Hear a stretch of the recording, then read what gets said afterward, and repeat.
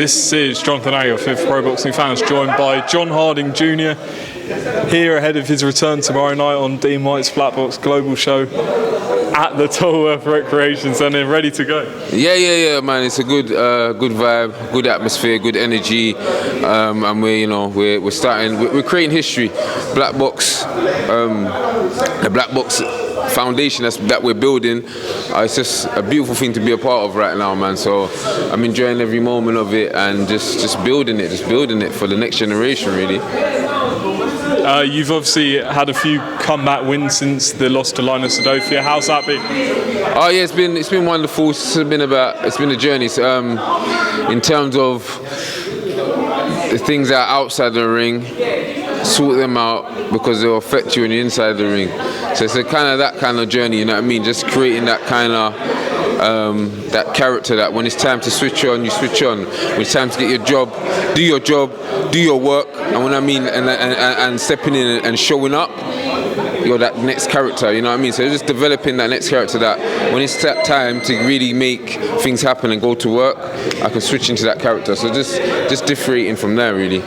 After the Udofia fight, did you have to have some time away, think about what you wanted to do? Was it always the plan to rebuild and get back to it? The plan was, I'm a person, I'm always want to test myself, always want to get back in there. I wanted to be back in there, but I had a few setbacks where I had to, attend things like physio and etc. And some health issues that were tackling from my past, catching up on me. So I've been behind the scenes just tackling that really, and mentally as well. Mentally getting, and I feel like I'm finding myself. What do you want to show yourself and your fans tomorrow night? Tomorrow, really, I want to just show them. I want them to be entertained and to show them no matter what in life, you can come back from anything. You know what I mean? The one beautiful thing we have as human beings, we have comeback power. So whatever anyone is watching this or going through anything in life, they can come back from anything. And that's what I want people just to learn, to never give up in whatever they're doing. I see on your Instagram you do a lot of sort of shows and speeches and stuff. Yeah. Is it about inspiring the next generation? You know what? That's been, how can I say, it's been something that wasn't unintentional, you know what I mean? Just able to just do a talk and then, someone not to say bug you, but someone was made me really come and do a talk and then I done it just goes viral, and then there's just been a demand and it's been actually fulfilling in terms of mentally as well, like going to different places like prisons and everyone knows, I was once there, etc. The story, and then to be able to go back and able to talk to them, and my background or everything what I done is almost like the CV that makes me able to do that. So it's been a beautiful thing, man. So I've been working a lot, even with the Slough Club. They've got they've got a crime prevention unit we've been helping out with as well. So it's just been a beautiful thing at the moment, man. Amazing, man. So can you just touch on that a bit more and what you do outside the ring to we know your story and how you come back, and just touch on that. Oh, outside the ring, man, it's a lot of a high demand because a lot of people need inspiration. A lot of people feel they're not good enough. Everyone's battling something mentally, and we go quiet on it and we shut it down. And since I started open up, there's different messages I get from, whether it's in Instagram, whether podcasts, whether I just going to do talks, going to schools, and the feedback I get from the teachers and the pupils. They're touched, you know what I mean? I'm not perfect. I made mistakes. I went wrong, and I just came to make it right. You know what I mean? And there's so much negative things that go in my life, but I just try to show up, and all they got to do is show up and believe in themselves. In terms of sort of your goals for your boxing career, what do you want to do? Of course I want to be a world champion. That's the 100%. I wouldn't be in it for no other reason. You know what I mean? So I have to do things, as we call it, brick by brick. And that was certain issues outside the ring I had to put in place and get back. And I will be there. I will be on a big show with Black Box, you know what I mean?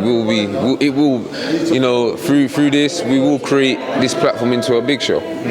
What would you say the goals are for, say, the next 12 months? Have you got anyone in your radar you want to fight? You know, I have to take it brick by brick. I have had things where I want to kind of step up in weight. There are, you know, belt holders like I think there's Nathan Heaney. He's got the WBC silver international title. There's steps, but at the same time, I just got to make sure everything. I'm at that stage. I just got to make sure everything is right first. You know what I mean? Whether this is my weight or I'm going up, there's so much issues, not issues, but I'm making right behind the scenes so that when I'm there on the big stage, you'll see the real John Harding Jr. So you're going to go up in weight, yeah? Maybe, maybe not. You know what I mean? It's, I'm in talks regarding it.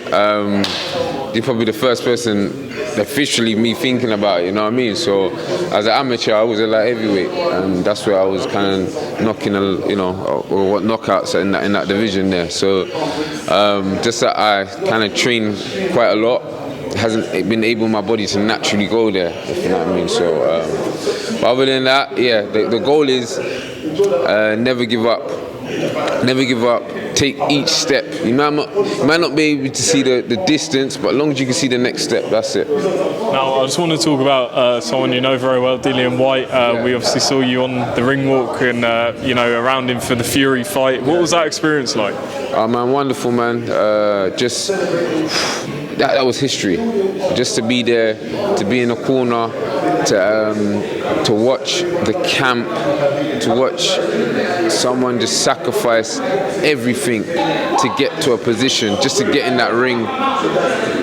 And the experience was just, we couldn't pay for it. You know what I mean? And it's just so tough to get into that position. And when you're in that position, the scrutiny and the opinions of others, but then that's what comes with when you want to chase greatness. To physically be there and watch someone obsessed and chase greatness is something else, man. Obviously, he tested himself at the highest level and didn't go his way, but he's going to come back. There's talk of potentially Daniel Dubois. What do you think of that fight? I don't know, there's so many rumours going on. The main thing is that he's just in the gym focusing on himself, and that's all anyone can do, is just focus on themselves and just be the best version they can be, man. Because one day we have to, switch off the lights and everything and put this behind us.